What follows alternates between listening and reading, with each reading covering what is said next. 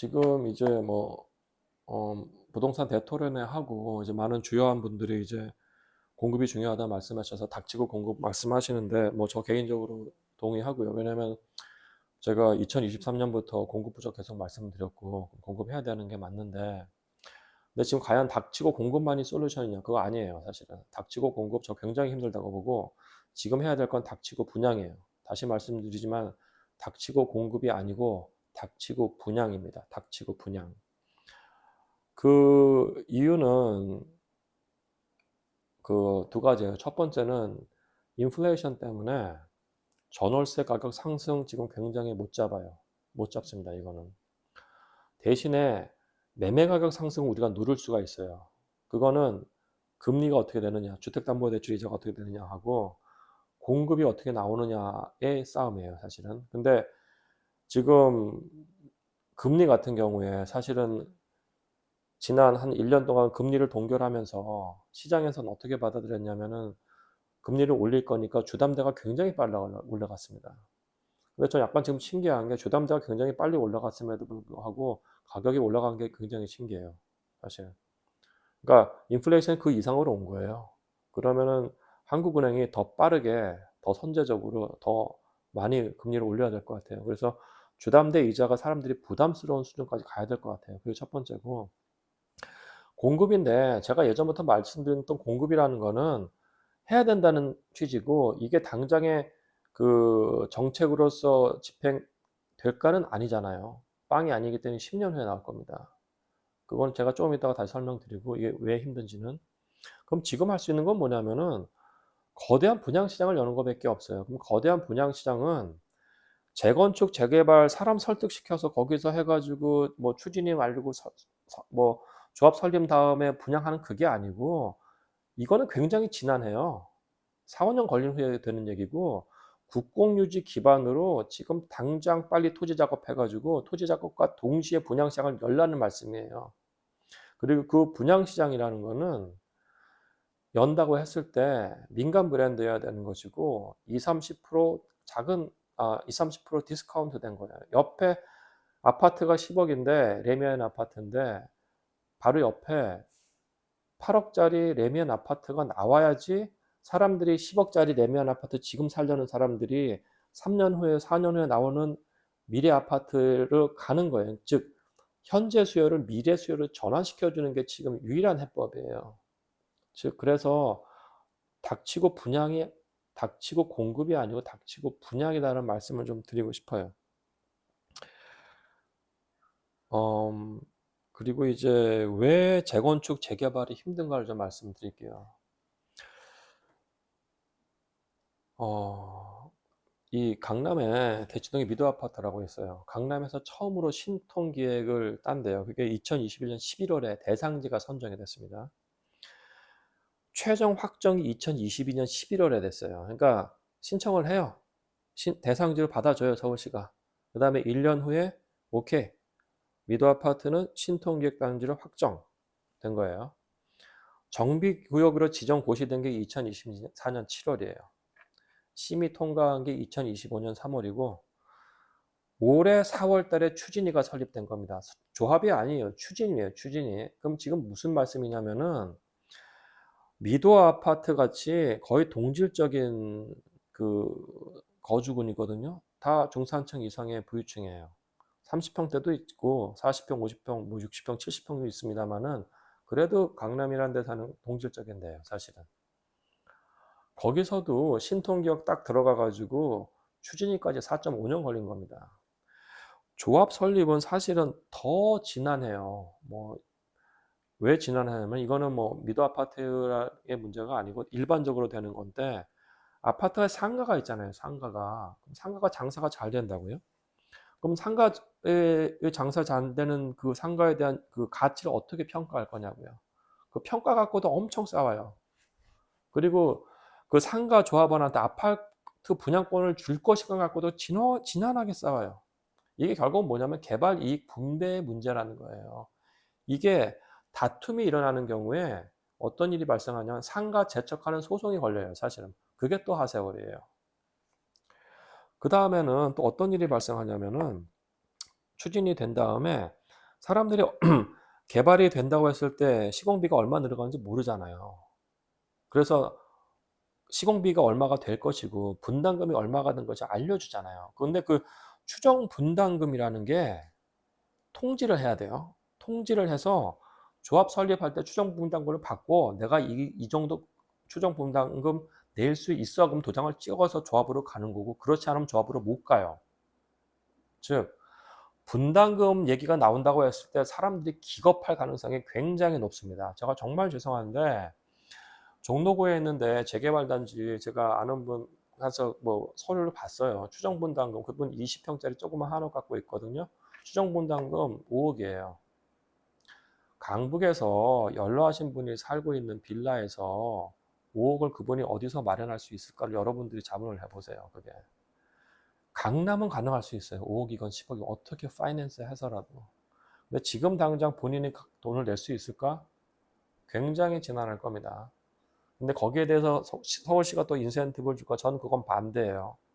반대 이유는 뭐냐면은 자기 집은 자기 돈으로 고치는 거지 서울시가 도와줘서는 안 돼요. 만약 그렇다고 하면은 북촌 같은 데 한옥 다 묶어놨거든요. 2, 3층 한옥 못 져요. 거기 재산권 상세를 지금 서울시가 막고 있어요. 그럼 거기 인센티브 왜 안 주냐고요. 따라서 이 부분들 이제 조금 더 들어가면은 예를 들어서 이거예요. 대형 평형수에 노인분들 많이 살거든요. 뭐 50평대 뭐 사는 노인분들 많아요. 뭐 강남에 가면은. 그럼 과연 그분들이 현금이 그 정도 있느냐를 물어봤을 때 그렇지 않은 분들도 계세요, 사실은. 그러면 그분들이 못 내겠다고 할 수도 있는 거고요. 근데 이런 케이스가 강북에 많이 발생할 겁니다. 특히 노령자 인구가 많은데. 강남도 사실은 인터뷰 하다 보면은 노인분들 현금 자산 그렇게 많지 않은 분들도 계세요. 그분들도 힘겨워해요. 그럼 이게 또 뭐로 가냐면은 평형 배정으로 가요. 평형 배정으로. 거기서도 싸움이 일어나기 시작을 해요. 따라서 이게 추진이 설립이 끝이 아니고 그 다음에 조합 설립까지가 또 굉장히 난관입니다. 굉장히 난관. 다시 말씀드리지만 강남 1호 미도 아파트 추진이 설립까지 4.5년 걸렸습니다. 재건축, 재개발 지금 4, 5년 안에 끝나는 게 아니에요. 그렇게 제가 말씀드린 건 뭐냐면 기본 10년 걸리는 걸 보시고 말씀을 드리는 거예요. 그러면은 강남에서도 지금 추진위까지 오는데 제일 빠른 데가 미도거든요. 그리고 동질적이니까 빨리 전 조합 설립됐으면 좋겠고 그분들 잘 살았으면 좋겠어요. 그럼 뭐 이거 뭐 올해 말이나 내년 하자고 치자고요. 그럼 그게 벌써 26년 말 27년 초예요. 그러면 여기서부터 짓는 거 한 4년 걸린다고 봐야 될 것 같아요. 그러면 2021년부터 언제까지냐면 2029년, 30년이고 정확하게 10년 걸리는 거예요. 빨리 해서. 그죠? 그래서 이게 그럼 그 전까지 뭐 할 거냐고요, 사실은. 앞으로 지금 재건축, 재개발 다 10년 걸린다고 보셔야 되는 건데, 그러면 그때까지 지금 공급 없는 거예요, 사실은. 공급 없는 거. 예. 그러면은 인플레이션 때문에 전세 가격 계속 올라가고, 공급은 10년 동안 없어요. 아파트 가격 안 올라가겠냐고요. 따라서 닥치고 공급의 재건축, 재개발만이 솔루션이다. 잘못된 얘기입니다. 그거 하지 말라는 얘기가 아니에요. 재건축, 재개발 동시에 해야 되는데 이건 장기 정책일 뿐이에요. 그럼 우리가 여기서 단기 정책이 나와야 되는데 그럼 결국 뭐냐? 지금 미도 아파트 같은 경우에도 추진위 설립이 지금 4.5년이잖아요. 조합 관리가 뭐 5년 걸릴 거고 그럼 철거까지가 5년에서 6년 걸린다는 얘기예요, 사실은. 늦잖아요. 대신에 국공유지는 그 다음날 할 수 있는 거예요, 사실. 그래서 지금 유일한 솔루션은 국공유지에 아파트 지을 생각하셔야 되는 겁니다. 지금 국공유지 솔루션밖에 없어요. 5, 6년 걸리는 조합 설립 기간을 단축시킬 수 있는 건 국공유지 대상으로밖에 없는 거예요, 지금. 우리 그걸 인정하고 들어가야 되는 겁니다.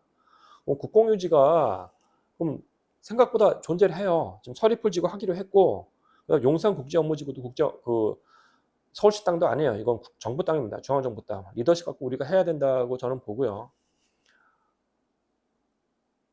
만약에 그렇게 된다고 하면은 우리가 사전 분양을 빨리 해야 돼요. 사전 분양. 미리 토지 작업이 들어감과 동시에 분양을 해야 되는 겁니다. 일부 지역에 서리풀 지구도 전 알고 있습니다. 일부 지역에서 이제 문중촌 같은 데서 반대하시는 분들이 있거든요. 그거는 그분들과 설득을 하시되 다른 지역들이 있잖아요. 거기 토지자가 그림 그리고 거기서부터 분양을 시작을 하면 돼요.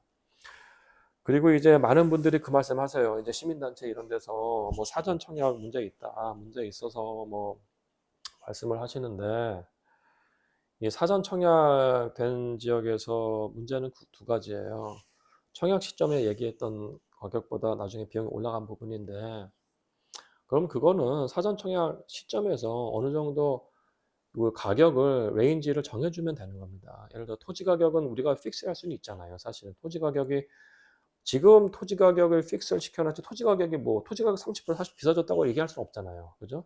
국가에서 지금 토지자가 판 거니까 토지 가격 픽스된 거고, 그럼 시공비 상승에 대해서는 이거는 우리가 명확하게 노출시킬 수 있거든요. 깔 수 있거든요. 그럼 그거에 대해서 양자가 합의를 하면 되는 것이고, 그러니까 제가 봤을 때는 이게 사전 청약 잘못됐다고 전 전혀 보지 않아요. 지금 할 수 있는 거는 이건 닥치고 분양이기 때문에 사전 청약을 통해 가지고 사람들이 일부 그 뭐 비용 상승에 대한 분노한 부분들은 계약 시점에서 우리가 딜을 하면 되는 겁니다. 토지 가격은 픽스된 상태로 하든지, 아니면은 이제 시공비 같은 경우에는 뭐 제3의 기관 여러 개에서 시공비가 어떻게 늘어나는지 볼 수가 있는 거거든요. 그거에 대해서 서로 확약을 하면 되는 거기 때문에. 그리고 정말 죄송한데 사전 청약 이슈된 데도 제가 좀 봤거든요. 주변보다 여전히 그 가격이 싸요. 사실은 그 말씀 뭐냐면은 여전히 그분들이 사전 청약 제도가 유효하다는 것이고, 이 만약에 이게 없다고, 사전 청약을 통한 그게 없다고 했을 때는 분양이 앞으로 3-4년 후잖아요. 그러면 앞으로 3-4년 동안 가격은 그냥 올라갈 가능성이 높아요. 공급은 그냥 없어요, 사실은요. 그리고 이게 왜 작동을 하냐면은 사전 청약을 통해서 주택 가격 잡은 게 사실은 보금자리 주택이고요. 그리고 그 제1기 신도시 개발이에요. 먼저 토지자가 하면서 동시에 분양을 때렸어요. 그리고 입주가 굉장히 빨랐고요. 그 또 많은 분이 또 그 말씀하시더라고요. 뭐 MB 때 보금자리 주택 많이 안 됐다. MB 때 그럼 저는 역으로 MB 때 보금자리 주택 강남권에 2만 채밖에 안 나왔어요. 그럼에도 불구하고 그때 가격 그 보시라고요. 2010년부터 2013년 1월까지 3년 동안 가격이 강남이 쭉 빠져요. 2만 채 나왔어요, 강남권에서. 당시에 어마어마하게 한다고 얘기는 했어요. 어마어마하게 뭐 서울에 8만 채 할 거다 뭐 이렇게 했는데 실질적으로 강남권에 2만 채 나왔다니까요. 서리풀 지구 지금 용적률 200% 해가지고 2만 채인데 저는 그거 더 올릴 수 있어요. 제가 봤을 때는 경부 축산 따라서 이 토지가 일직선으로 쭉 있기 때문에, 그럼 저는 그 근처 300% 400% 해도 돼요. 그럼 3만 채 4만 채 나와요. 그거 매월 1,000채씩 분양을 하자고요. 저는 이거 반드시 효과가 있다고 보고요. 용산국제업무지구 개발도 제가 계속 말씀드리지만은 전 세계 국제업무지구 개발 어디 누구도 오피스를 다 채우지 않아요. 절반 이상을 주택으로 채워요. 절반 이상 주택을 채운다고 했을 때 저는 2만 채 들어갈 수 있다고 봐요. 그럼 거기서 6만 채 나옵니다. 그럼 가격을 누릴 수 있는 하방이 충분히 역할을 하고, 그 여기서 이제 정부 당국자에서 자꾸 임대 아파트 50% 이상 넣을 생각하는데, 임대 아파트 넣는 건 맞아요. 근데 지금의 잡금의 문제는 임대는 잡을 수가 없어요. 그럼 분양 매매가라도 잡기 위해서는 정책의 우선순위가 매매가 잡는 걸로 우선 가야 된다는 게 맞아요. 그럼 뉴욕에서 하는 것처럼 뉴욕은 80대 20 룰이 있거든요. 인센티브를 받는 경우에 80%는 마켓 레이트, 그러니까 그 매매 시장에서 받는 금액으로 가고 20% 정도를 어포더블 하우징을 넣어요. 마찬가지로 80% 우리가 매매로 가고 20%를 임대로 넣으면 되는 겁니다. 그 정도로 유도리 있게 가야지. 지금 뭐 임대를 다 할 거야, 임대를 50% 이상 할 거야. 그럼 임대 아파트 언제 나올 거냐고요, 그거. 임대 아파트도 3-4년 후에 나와요. 그동안 전세 가격 상승을 못 잡습니다. 그럼 정책이 아무런 효과가 없는 거예요. 전세 가격도 못 잡고 단기간 동안 매매 가격도 못 잡는 거예요. 그럼 매매 가격이라도 하방으로 누를 거면은 닥치고 분양이 지금 가장 중요한 정책 시점이라고 개인적으로 생각해요. 그리고 이제 신통 관련해서 또 문제가 되는 게 뭐냐면은, 뭐 저는 신통이 나쁘다고 생각하지는 않습니다. 재개발이 된 데는 돼야 된다고 보는 주의자고, 전 부동산 개발하는 인간이니까 그럼 전 나쁘진 않고, 나쁘다고 보진 않아요. 다만 우리가 이 프로세스를 알아야 될 것이, 신통 같은 경우에 대상지를 선정할 때는 전체 주민의 30% 동의를 받으면 돼요. 100명 사시면은 30% 동의를 받으면은 대상지를 올려요, 서울시에. 그럼 대상지가 돼요. 그다음에 쭉쭉쭉 가다가 추진위 조합원, 조합 단계 가면은 뭐냐면은 조합 설립 단계에서는 주민의 70% 동의를 받아야 돼요. 저는 그게 맞다고 봐요. 100명 중에 30명이 올려서 대상지가 됐어요. 근데 그건 소수잖아요. 그죠? 그럼 100명 중에 70명은 이 찬성을 해야지 조합으로 가는 게 그게 맞는 거죠. 근데 이 과정에서 70%까지 못 갈 수가 있다는 게 문제고요. 왜냐면 아까 제가 말씀드린 것처럼 어떤 조합 그 거주자 입장에서는 자기 주택가치가 굉장히 저평가돼서 제가 부분이 굉장히 화가 날 수 있어요. 그거 어디서나 나타납니다. 제가 봤을 때 재건축, 특히 재개발에서 나타나는 것 중에 제일 피해자가 뭐냐면은 그 지역의 가장 부자가 제일 피해자가 돼요. 여러분들이 무슨 말인지 모르실 텐데 그 지역이 이렇게 넓게 짜놨어요. 그러면은 대로변에 있는 건물도 사실은 속해지는 경우가 있거든요. 그럼 여기서 이분은 엄청난 임대료를 받는데 대로변에 있는 상가는 이 거래가 잘 안 돼요. 그래서 항상 보면은 건물주가 부자인 건물주의 부자인 건물이 항상 언더프라이스 레벨로 감정을 맞아요. 그럼 이분이 가만히 있겠냐고요, 사실은.